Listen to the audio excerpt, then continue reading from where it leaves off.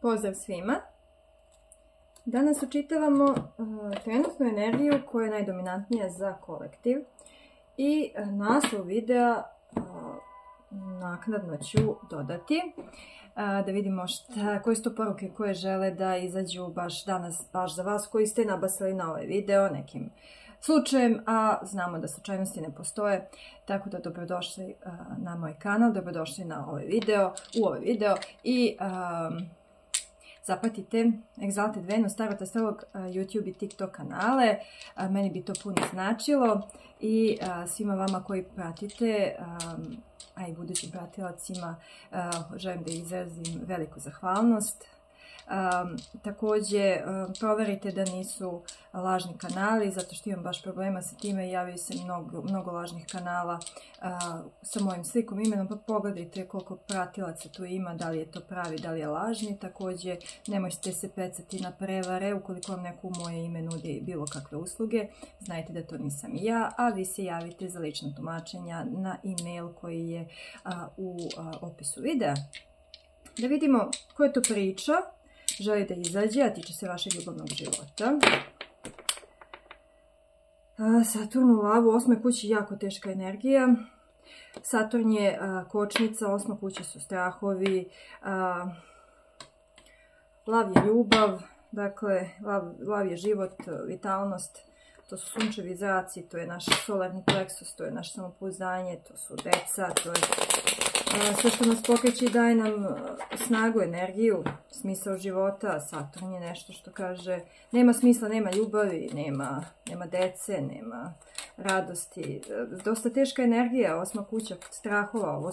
Ovo nije realna energija, najvjerovatnije. To su strahovi da neće biti dece, neće biti ljubavi, neće biti radosti. To su strahovi da će neko ostati sam. Kao što znate da svaki potez koji povlačimo u životu iz straha je pogrešan potez. Ovdje imamo energiju osobe koja smatra da brzo mora nešto da učini, inače neće biti ljubavi, neće biti dece, neće biti radosti i slično. Hajde da vidimo, da, 5 mačeva. Ali je osoba samu sebe negdje zavarava, jer to nije tako. Imamo ishitreno donošenje odluke iz nekog druženja, iz neke početničke faze odnosa i odnosa koji je možda za neke od vas i na daljinu ili nije dovoljno razvijen. Imamo osobu koja, možda ste skoro upoznali neku osobu preko interneta ili nekog druženja, u nekih grupa, to je sve ta energija zvezde Vodolije, ali ovdje imamo i 3 kupova, druženje, prijateljstvo, imamo paža štapova koji govori o tim nekim prvim početničkim potezima jednog ka drugog i imamo ovdje dosta nekih, kako kažem, crvenih zastavica,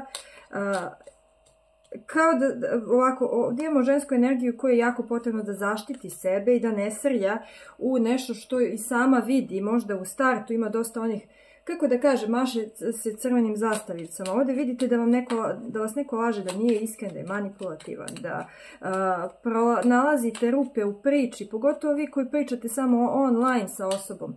Vidite da tu neko možda je ljubavan na vaš novac, na vaš uspeh, neko želi ovdje, za neki od vas želi da vas novčano iskoristi, materijalno iskoristi. Imamo i te priče i poznanstvo online preko interneta. Ovo ne može važiti za sve, ali ovo je energija koja je žela da izađe. Ovo je neko morao da čuje. Kada vidite osoba, ukoliko se dopisujete s nekim preko interneta, ne znate osobu, niste vidjeli površno ili par puta, osoba, vidite da postoje rupe u priči, osoba želi da vas kontroliše i da vas iskoristi materijalno na neki način. Vodite računa ukoliko vam se priča ne poklapa, nemojte je hrliti zato što mislite da ako propustite ovu priliku neće biti ljubavi, neće biti. A ovdje vidite otprilike da ova priča negdje ne štima, nešto ovdje ne štima, mnogo je ovdje mačeva, mnogo je skrivenih stvari, mnogo je osobe koja se možda povlači kada ne može direktno da vam odgovori na neko pitanje.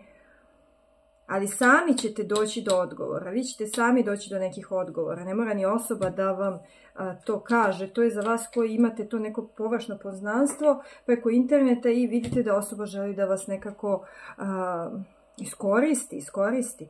Ovdje karte poručuju čuvajte svoje srce, čuvajte se nekih sumnjivih novih početaka. I s druge strane možete pogrešno tumačiti, sad izvinjavam se pošto je dosta ova energija teška, ali ovo su poruke koje neko trebao da čuje. Kaže i dalje nemam sve odgovore. Da, nemate odgovore, nije vam jasno šta se dešava u nekoj situaciji. Svi vi koji gledate ovo, a počeli ste skoro da se čujete s nekom osobom, viđate s nekom osobom, i vidite, namirisali ste, osjetili ste da nešto tu ne štima. Nemojte pohrliti ka toj osobi samo zato što vam neki strah unutar vas kaže neće biti dece, neće biti ljubavi, neće biti sreće, neće biti, ako propustimo priliku, neće biti druge prilike. Tako kao da imate u glavi neki glas koji vam ponavlja te stvari koje prosto nisu istina. Ovdje imamo 5 mačeva, imamo 8 mačeva koji govore o samosabotaži, o tim mentalnom zatvoru i ograničenjima koje sami sebe postavljamo, koje nisu istina, sami sebe lažemo. Ovdje 5 mačeva govore o toj nekoj laži. Ovdje govori o 8 mačeva govori o mentalnom zatvoru, osoba je vezane su oči, ona može jako lako da izađe, samo da iskorači napred, ali samoj sebi pravi prepreke koje ne postoje.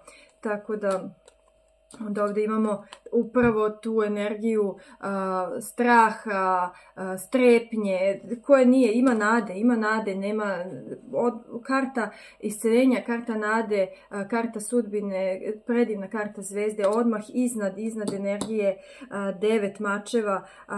Ovdje imamo neku situaciju sa osobom koja je manipulativna, sa osobom koja nije iskrena, gdje vi vidite da neke stvari ne štimaju, ali opet negdje niste zaštitili sebe i svoje srce iz straha da ćete izgubiti tu osobu, izgubiti šansu za nešto što želite da imate u životu. Međutim, imat ćete kako drugih šansi ukoliko propustite ovu osobu, jer sad nije ovo za sve, ali za vas koji sumnjate na nešto, vaše sumnje mogu da se ispostave da su istinite. Ovdje karte vas upozoravaju da čuvate svoje srce od povreda, da ne dajete svoje osjećanja, svoje vreme onako na dlanu.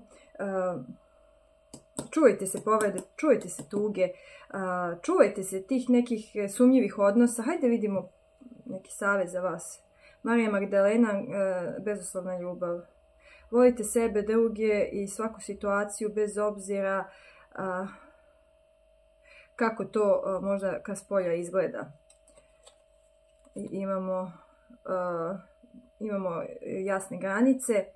Opet volite sebe dovoljno da kažete ne o drugima koji zahtevaju vašu energiju, previše vaše energije i vremena. Eto, upravo vi ste ova duša, bezuslovna ljubav, otvoreni ka svima, ali negdje treba da se podvuče granica, se postavi granica i obe karte poručuju volite sebe, a to je upravo ovo o čemu vam pričam. Volite sebe, nije ono biti narcis ili da nije biti sebičan, već zaštitite sebe, evo bukvalno zaštitite sebe od povreda. Eto, to je to, zaštitite sebe, imate jedno srce, čuvajte ga. Ako vidite da nešto ne štima, ako vidite da osoba laže, da se priča ne poklapa, nemojte bezuslovno da nastavite u tom smeru i da tražite opravdanje toj osobi, već podvucite crtu i recite ok, ovo meni ne odgovara. Jer ovdje imamo dosta ljudi koji su neki romantici, kako da kažem, traže ljubav, traže previše dobrog u ljudima i ja to sasvim razumem, ali ovdje i treba biti takav, treba biti otvorenog srca. Međutim, ovdje imate neku situaciju koja vas baš upozorava da osoba nije iskrena, da vi osjećate da nešto ne štima i moguće da će vaša intuicija da se uspostavi kao tačna. Eto, ovo je poruka koju je nekolicina vas morala da čuje. Vi pišite u komentarima kako je rezonovalo, da je rezonovalo sa vama. Mene živo zanima da to saznam kao i svakog puta. Ljubim vas, pozdravljam i želim vam sve najlepše.